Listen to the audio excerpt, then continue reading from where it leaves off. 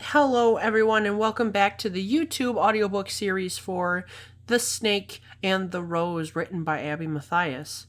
I know, chapter 23 is coming out right now. It's a week back to back. Yeah, I don't have my other video ready for this week, so you get a nice little bonus treat this week with another chapter. As I already said, we are moving on to chapter 23. If you missed the last chapter, links in the description, but if you're all caught up and ready to go, we'll go to chapter 24, The Body.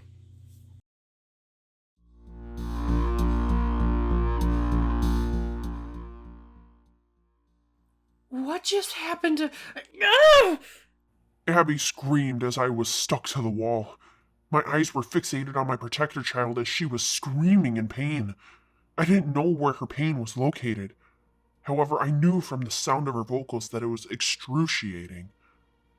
As her distress continued, I started to feel distraught and angry as Satan was the one putting her through so much pain. This was in no way right for him to do, and I was furious. However, my overwhelming sorrow for Abby kept overpowering the anger as I could tell the pain was intensifying. I never wanted to hear her like this, and it affected me tremendously to see her in this state. "That's enough of that annoying yelling," Satan said, flicking his hand up to shut her mouth. That obviously didn't stop her screaming. The sounds just muffled to an extent as I saw her vocal cords moving in her throat and her jawline popping out as she clenched her teeth. After a few more seconds of that, I seen Abby drop her head down to her chest and the rest of her body went limp. As that happened, I knew instantly that she passed out from the amount of pain her body was experiencing. Despite her being unconscious, the changes kept continuing. "It's about time she fainted. Now those horns can come in easier." As Abby hung almost lifeless, Satan stepped closer to her and raised her head with his fingers. Once he did that, her head stayed in place as if he moved a mannequin to a certain position. After that, I had to bear witness to the rest of her changes. As my eyes were fixated, I started to see little bumps protruding out of the sides of her head. As the objects grew and shone through her thickened hair, I was able to identify them as horns. They appeared black and swirled as they grew straight up into the air, obviously curving a little towards the bottom. Eventually, they grew to their full length, and her clothes began to adjust. Her shirt and pants merged to form a flowy dress with see-through black sleeves that dipped down from the arms and a black tulle bottom. The torso part of the dress was a wine red, along with her newly made high heel shoes. As I looked at the dress, I seen it had shoulder straps rather than sleeves, but at least there was something to help hold the dress up.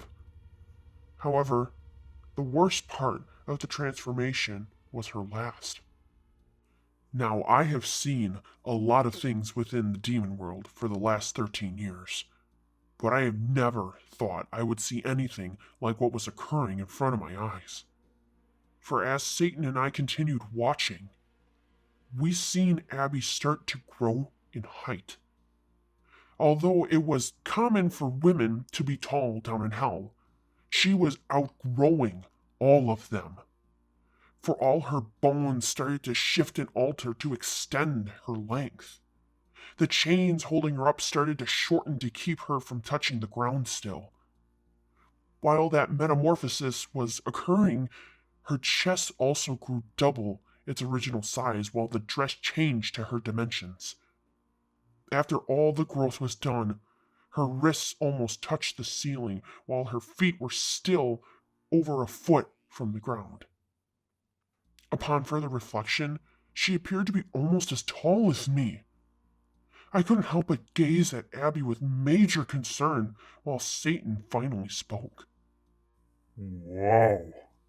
Not bad for random selections, huh?" What the hell are you talking about? How is any of this good? She shouldn't be like this. "Oh, it's more than good. It's amazing. Just look at that rack. You better stop before I come unglued on you. He then started to laugh as he turned around and walked towards me. You wish you could, and I would love to see you try. Make your threats, Darius. They don't scare me. We both know I am more powerful than you. It's impossible to beat me. Keep wishing, buddy. I wish you would tell me why you made her so tall and have blue and pink skin, I snarled. I already told you I can't control how she looks. I told you the exact thing when you came to me with your skin problem. At least now you can be a freak with her, and you're not alone anymore.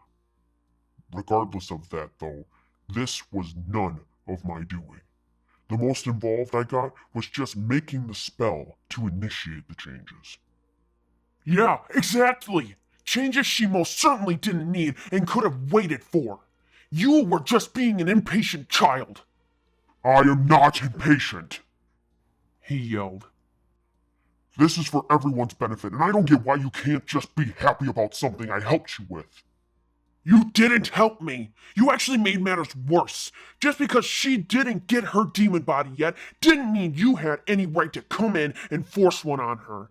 You are just acting like an entitled little kid who isn't happy with their reality. So instead of screwing with other people's lives, how about you do me a favor and go down to your room so that I can actually help this child unlike you do? Amazingly enough, Satan grew so angry at me that he actually did decide to leave. Yet when he did, I was unbound from the wall while Abby crashed to the floor. The first order of business was to look at Abby to make sure she was alright for the time being. I knew she was still unconscious, but I wanted to make sure she was breathing. I quickly bent to my knees and noticed her stomach was still rising and falling. However, I wanted to check her heartbeat and levels without getting in her personal space, so I brought up the hologram knowing I could see everything. Once it was displayed, I noticed that there were more advanced options to observe and select. What I mean by that was there were now 2 tabs with 2 separate names on it. One tab read Human Body, while the other read Demon Spirit. Curious as to what exactly was on the new tab, I tapped it and saw a whole other set of levels. There was no hunger or thirst bar like the Human Body had, though it did have a stress level and a grid that said Powers as the title. The 2 didn't take up a lot of space on the hologram as I took in all the empty space. But I would expect that. She wasn't a true demon, so there really wasn't much to monitor. Regaining my focus again, I tapped the Human Body tab to see that her heartbeat slowed as her energy level was recharging. The rest of the levels were in the green as she just had breakfast before this chaos. So the only thing for me to worry about now was her waking up. As she laid on the floor, I couldn't help but examine the new changes. Her long, wavy black hair with red highlights, the silk and tulle-made dress, the high heels. But again, nothing struck me more than her height and skin tone.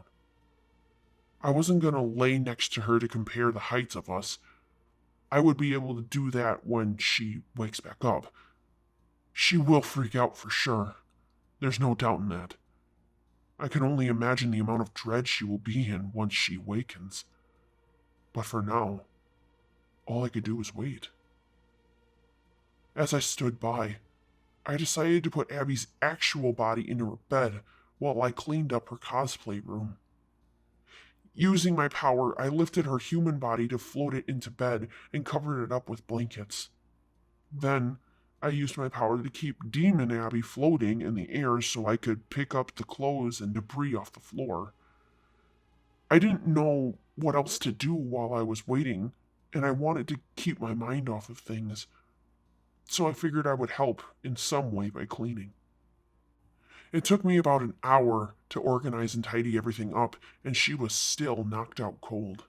There was really nothing else for me to do, and I wasn't going to leave her side after what happened. I wanted her to have a familiar face to see when she came to terms with reality. So, hoping it would bring her body comfort, I brought her body down to the floor and somewhat laid it within my lap. I positioned her so that I could cradle her body within my legs while her back laid against my chest. I knew if she would have been awake, she wouldn't appreciate what I was doing. But I didn't care at this point. It somehow brought me some comfort knowing she was next to me. Despite my decrease of panic, I was going to make sure to change my position before she woke up. As the hours passed, I held her close, soaking up every change. If this was going to be her demon body, I was going to have to adapt and get used to it. I will admit, I ran my fingers through her hair, remembering all the times I did the same to my son. He would run into my room while Nala and I were sleeping, climb into the bed, and throw himself under our covers, as he was either scared of something or had a nightmare. There were times he snuck in quietly so he didn't wake up his mother and wake me to help soothe him.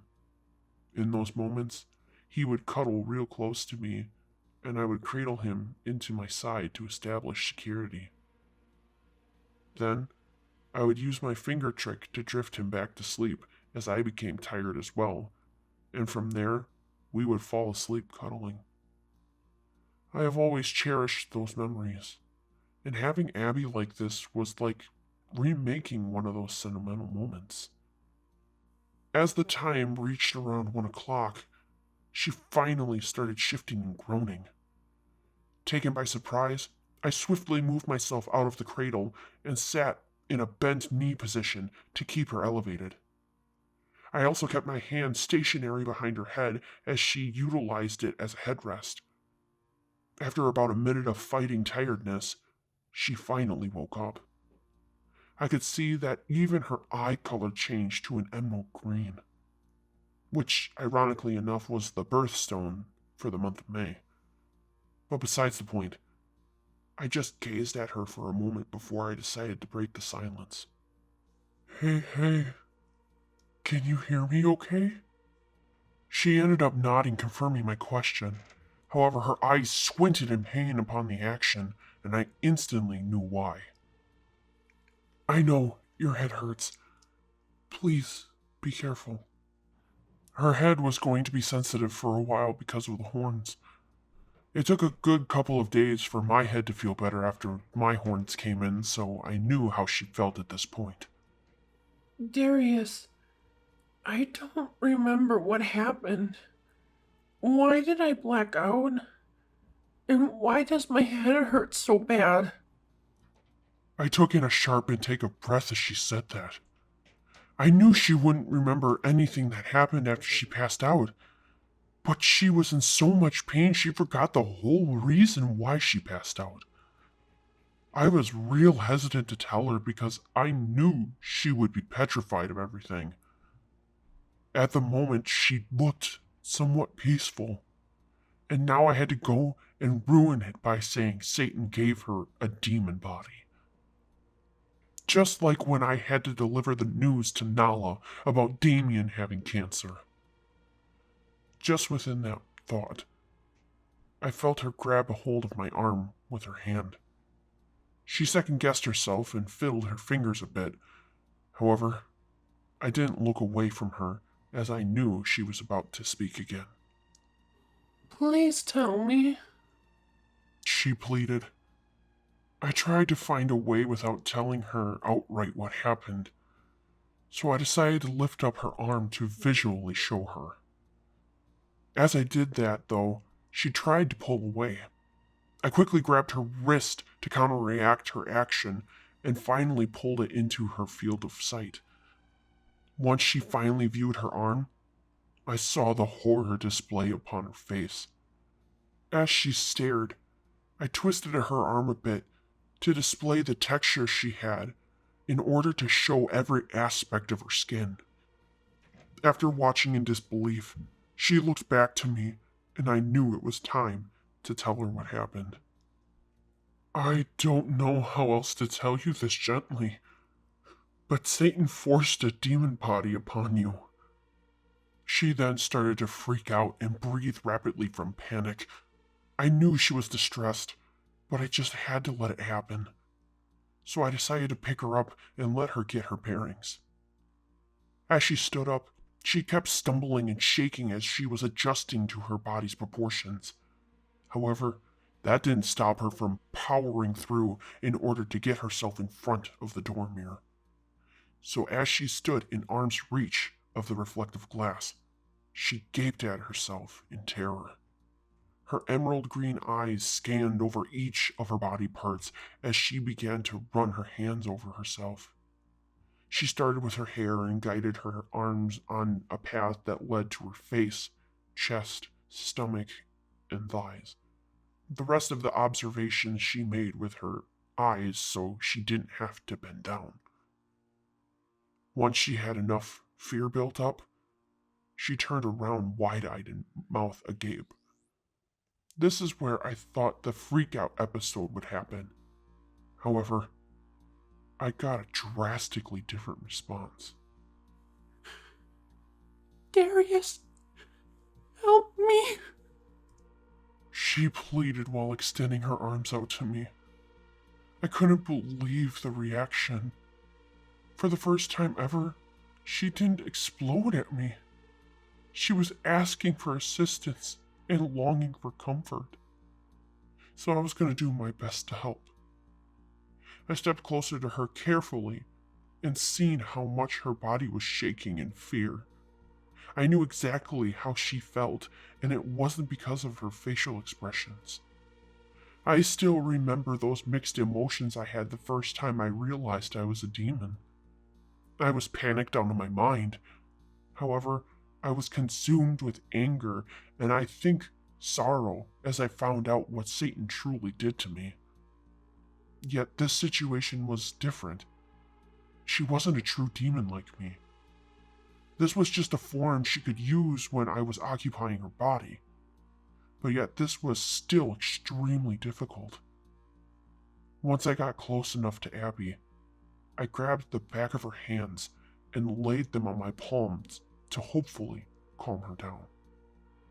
I know this is a lot to take in, and I am so sorry that this happened. I really didn't want you to gain your demon body this way, and I didn't know Satan could do that. But I am kind of surprised that you didn't explode at me with frustration. After I said that, she began to shake her head and tilt it downward. I am frustrated, but not at you. If he would have been in the room still, I would react differently. Yet he leaves it to you to clean up his mess. It's what he does best. Takes off and leaves his victim with fear and misunderstanding, just like he did when he transformed you into Darla. She then lifted her head back up to me to pierce me with those emerald green eyes she had. I'm scared. I know you're scared, and you have every right to be. It's a huge adjustment compared to your human body. She then looked about the room and noticed that it was cleaner than before as things were put in its proper places. Did you clean my room? She asked, confused. Yeah, I did. I didn't know what else to do while I waited for you to wake up. I also didn't want to abandon you and have you deal with this on your own. Wait, how long have I been out for? She said, panicking again. She then turned herself to her dresser to see the clock that displayed 1:05 p.m. upon it. She then started to breathe heavy and turned back to me. I've been knocked out for 4 hours? Yes, but your parents are still not home yet. Well, hold on a minute. Where's my body? Did he change me fully like you? She said, now releasing some of the freakout I was expecting. I quickly guided my fingers under her chin to gently lift her head to me. I was hoping if I did that, she would keep herself calm. So as she looked at me, I sternly responded with, "No, Abby.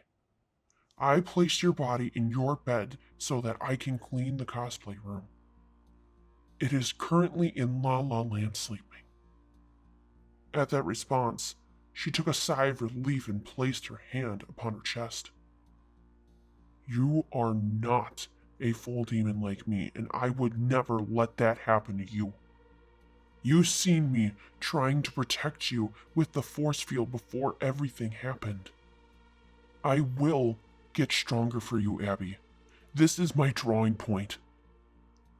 I don't think she was quite listening to me when I said that, for her face showed an expression of fear as she kept pressing into her chest. "What are you doing?" I don't have a heartbeat," she said as I grew shocked at her statement. "No heartbeat? I mean, demons don't have hearts, so it somewhat didn't surprise me. However, she wasn't a full demon. So why would she not have a heartbeat? Within that moment, I pulled up the hologram again with the demon body status and seen no monitor for her heart. So knowing I needed to address that, I also figured I would bring up the power panel to her.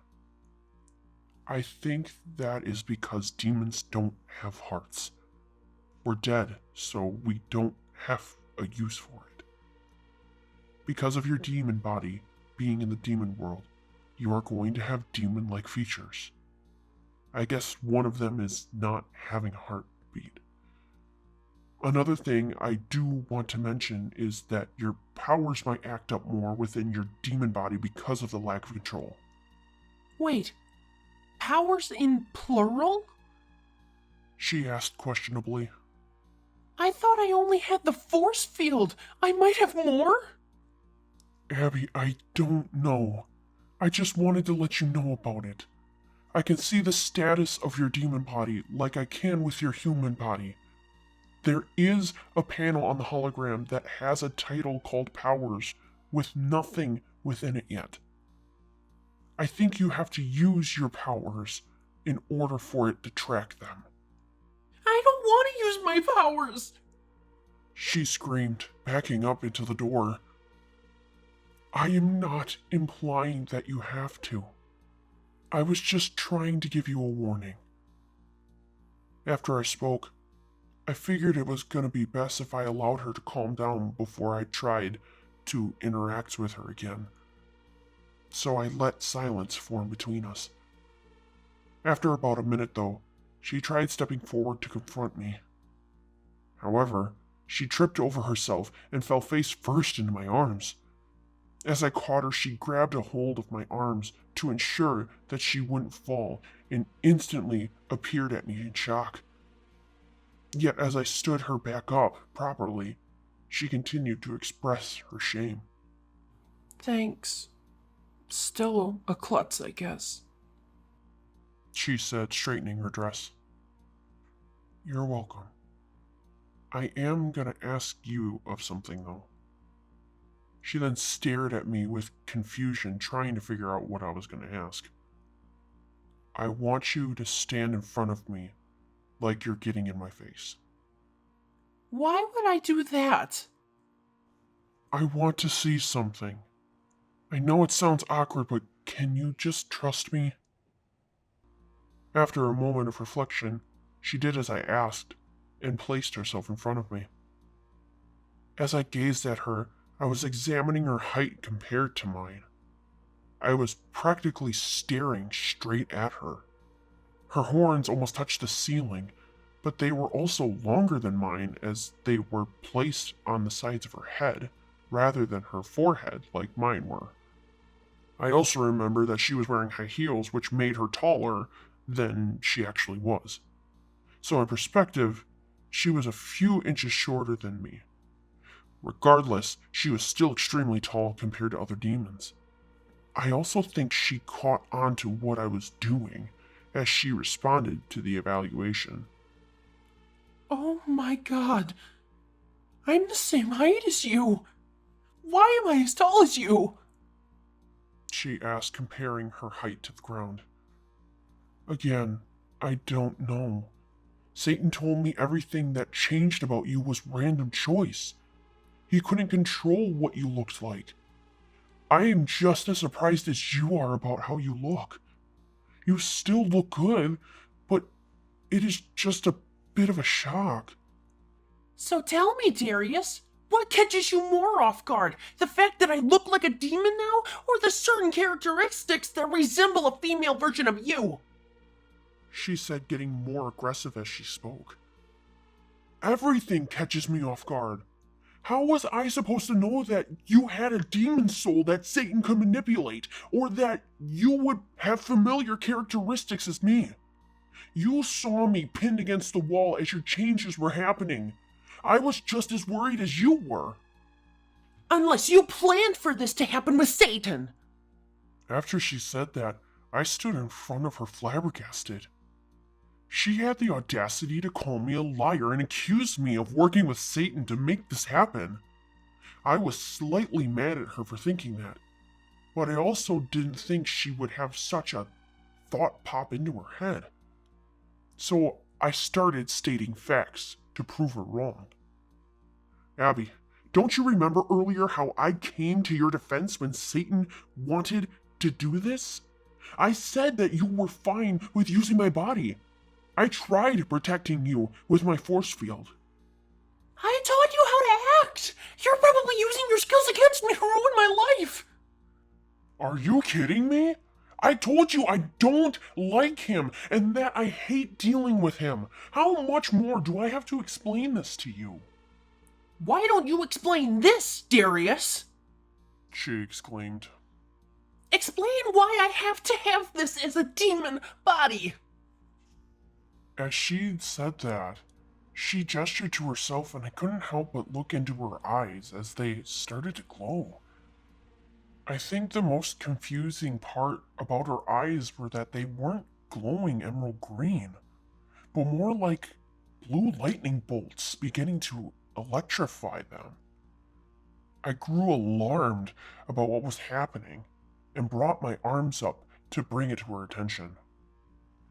Hey, I don't know if you're feeling anything right now, but I think a power of yours is starting to— Quit trying to change the subject! And she swatted my hand away. As she made contact with me, she ended up sending a huge shock into my body through my arm. I jumped back in slight pain and was trying to shake it away to regain myself quickly. Gazing my eyes back to Abby, I was given quite a sight as she was surrounded in lightning bolts from head to toe. Her hair and dress moved as they struck her body and moved. Her eyes were glowing the mixture of blue and green, while her face expressed fear. She glared at herself wide-eyed as the lightning continued, and she eventually started to tremble. I'm sorry. I really am a monster. She uttered, tearing up. My chest started to fill with that sorrow feeling again, and my brain forgot everything that she said before. The anger shifted to remorse, and all I wanted to do now was calm her down. Abby, you are not a monster. Darius, look at me! This isn't normal! I shouldn't be like this! She screamed. At that moment, another strike of lightning powered forward to hit me again, but I dodged left, missing it by a thread. Her face grew even more horrified than before, and that's when the tears really started to flow down her face. Now I knew I really had to calm her down before I got hit by her lightning again. And I know you shouldn't be. But just because you have this form doesn't mean you're a monster. You can only be a monster if you allow yourself to be. And I know you, Abby. You don't have the heart to be one. I should know because I'm there with you. I started to step closer to her as I continued talking. I get that you're scared and frustrated at the situation. Yet it doesn't have to be that way. How can it not be? It's just as he said. I have this because of being paired with you. I know you didn't mean for this to happen, but I am so confused as to what I am. I know. I've been there too. I know how it feels to become a demon. I know what it's like to feel like you can't recognize the reflection in the mirror. Yes, this is still somewhat different compared to my case. However, I still know how you feel right now. I would never do this to you on purpose, and if you let me help you, we can get through this together. I then proceeded to extend my pinky out to her and said, I swear I didn't plan any of this, and I will help you through it. And how can I be so sure? How can I believe anything anymore when I was changed by the devil himself? She questioned. Because I haven't broken a promise yet, and I don't plan to. I don't do this with anyone, and you know that. If you trusted me with your life this far, you can continue to trust me. I am your protector, and I will stay your protector no matter what. She reflected a little on my statement and eventually decided to extend her pinky out as well. Of course, she was a little hesitant because of the lightning surrounding her. Despite it, though, I grabbed her pinky and wrapped it around mine as I fully stepped in front of her. However, this time, I wasn't shocked by the lightning. I was surprised because I was expecting to be electrocuted again by her power. It never did, which made me happy, yet it made me curious as to why it shocked me the first time and not the second. Despite that, though, I knew I had to focus on Abby to help tame her anger.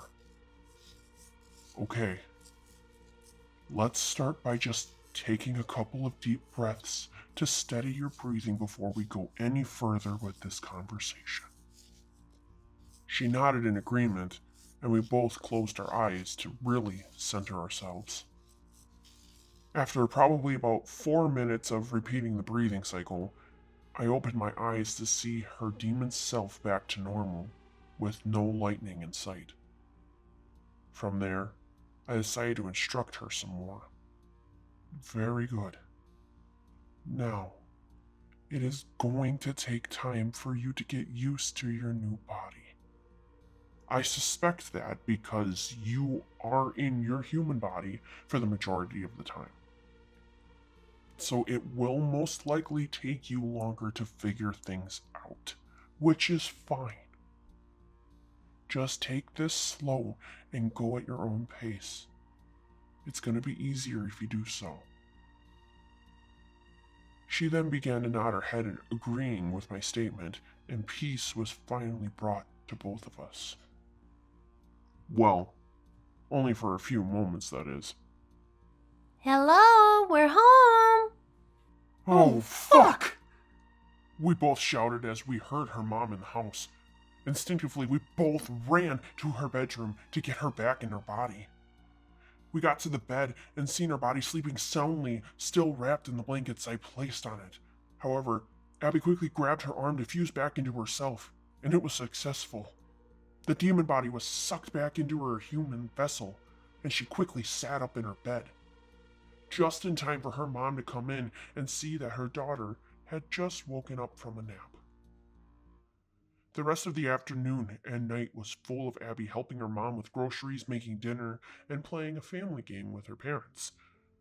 I do have to say that it was nice watching her hang out with her family, as I firmly believe family is important. Not only that, but she needed it after what happened today. But ultimately, though, I couldn't imagine how I would have gotten through school without my parents. We didn't have much as I was growing up. Having 2 parents and 3 siblings, not including myself, was a lot of responsibility. At that point in time, my parents didn't work the greatest jobs, and I actually ended up helping them pay bills when I was older and had a stable job. Despite the strife, they would always bend over backwards for their kids and support all of our dreams and aspirations. That love and support was how I pushed hard to graduate high school with honors and ended up being the valedictorian for my class. But my strive didn't stop there. It continued on and pushed me to be a doctor because it was my dream job despite how rough the path was to get there. Without my family, I wouldn't be who I was today. I mean, personality-wise. I did the whole demon thing myself. Yet I still was doing it for my family to better ourselves. But besides the point, once they were all done, they all wished each other good night and went to their bedrooms. I followed Abby into hers as she looked exhausted, and I could visibly see it. So when she was done changing into her PJs, I tucked her in once more and comforted her with my presence as she fell asleep. Once she was in her dreamland, I made my way to her cosplay room where I summoned my bed to come up. As my usual, I took my shirt and pants off and folded them nicely so that they could teleport back into my closet to be cleaned. Afterwards, I crawled into bed and started reflecting upon anything that popped into my head. Of course, the first thing was the whole electricity power Abby had and how it looked badass as hell. But it also scared the crap out of her, which wasn't good. As that thought was brief, the next thought was how she looked with the blue and pink skin along with the height. It perplexed me to the highest degree, and I couldn't brainstorm any reason as to why she would have those features. If I couldn't figure out why I had them, there was no way I was gonna find out why she did. So once I had enough of my restless mind, I decided to shut off my brain before it started hurting too much. And upon that, I covered myself up with my blankets and drifted to sleep. This has been Chapter 23, The Body, from the book The Snake and the Rose. Tune in to the next video for Chapter 24. Thank you for listening.